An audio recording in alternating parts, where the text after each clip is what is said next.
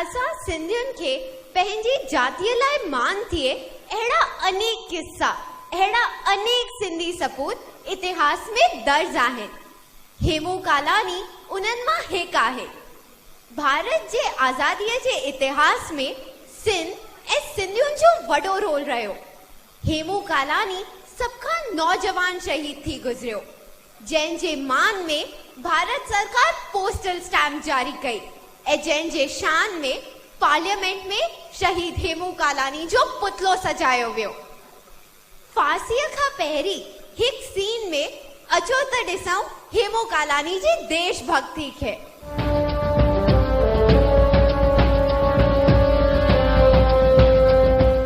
Listen Hemu, तुझे लाइ बहितर थींदो त तूं पंहिंजे साथियुनि जा नाला ॿुधाए।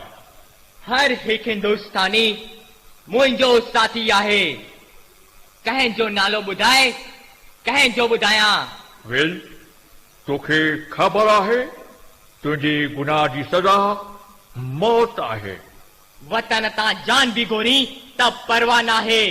डू यू नो, तो तमामु वॾो ॾोह कयो आहे ऐं पंहिंजे मुल्क सां प्यार करण ॾोह आहे? अहिड़ो कहिड़ो कानूनी किताब आहे जंहिंमें वतन सां वफ़ादारी करण खे जुर्म थो सॾियो वञे? हेमू, तूं हिकु दफ़ो वरी सोच। भारत माता की जय, वंदे मातरम। कोर्ट जो साथ ॾींदे, कोर्ट जी इज़त कंदे त तुंहिंजी सज़ा घटिजी सघे थी।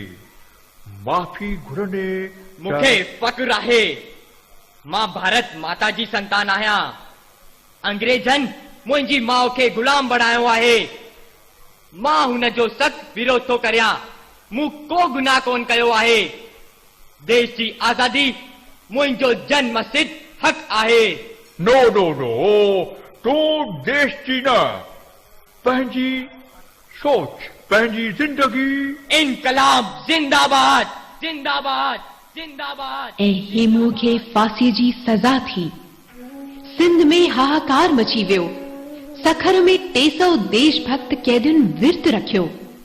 घरनि परिवारनि में मातम छाइजी वियो। पूजा पाठ प्रभु भक्तीअ जो माहौल चारों तरफ ॾिसण में पे आयो।